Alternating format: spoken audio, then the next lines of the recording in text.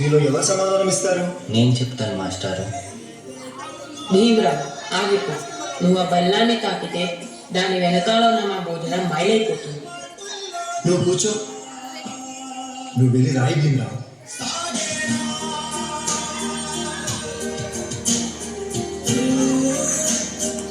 జీవితంలో నువ్వు చాలా గొప్పవాడవుతావు భీమ్రావ్.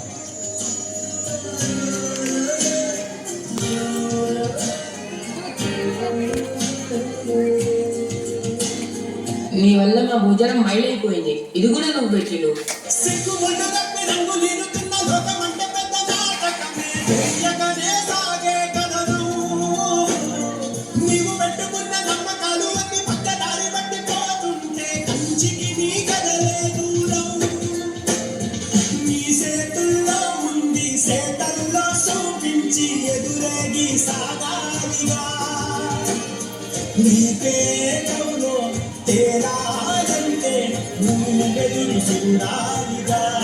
చాలా దాహంగా ఉంది, తాగడానికి మంచినీళ్ళు ఇస్తారా? నీలాంటి వాళ్ళకి అదిగో ఆ మురికి నీళ్ళే, వెళ్ళి తాగో.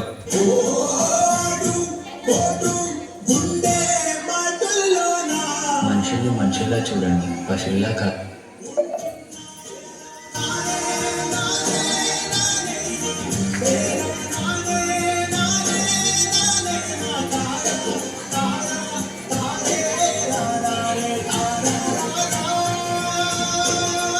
నువ్వు ఎవరికీ తల వంచకూడదు.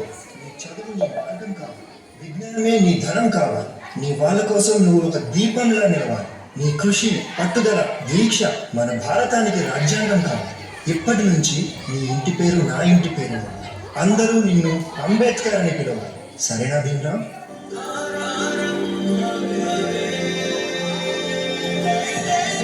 ఎంతమంది తనని తక్కువగా చూసినా చదివే లోకంగా మార్చుకొని మెట్రిక్ సాధించాడు. అదే సమయంలో పెద్దలు తన పెళ్లి కూడా చేశారు.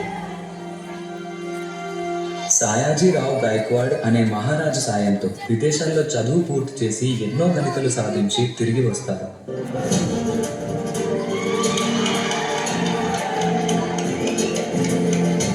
బాబా, ఎన్ని సంవత్సరాలు గడిచినా ఈ ప్రజలు మారలేదు, మా బ్రతుకులు మారలేదు. ఎలాగైనా మా తలరాత్రులు మార్చే దేవుడివి నువ్వే కావాలి బాబా.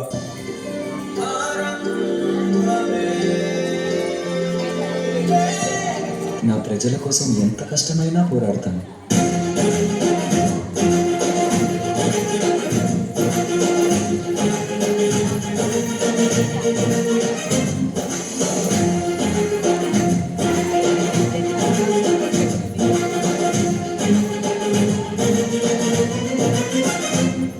భారత రాజ్యాంగం యొక్క మూసాయుధ కమిటీ అధ్యక్షుడిగా మిమ్మల్ని ఎన్నుకోవడం మాకు చాలా సంతోషంగా ఉంది.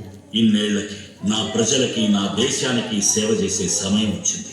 భారత రాజ్యాంగాన్ని నిర్మించే అవకాశం నాకు దక్కింది. దీనికోసం నా ప్రాణాలు అర్పించడానికైనా సిద్ధంగా ఉన్నాను.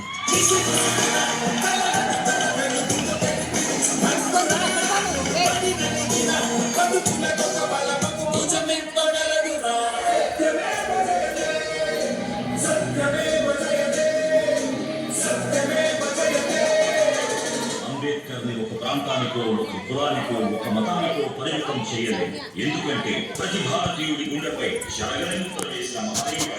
అందరి కళలు కన్నది ఆయన కళ. బడుగుల కోసం ఫలించింది ఆయన కళ. భారతదేశంలో రాజ్యంలో ఉన్నంత వరకు ఆయన మన మధ్య బతికే ఉంటాడు.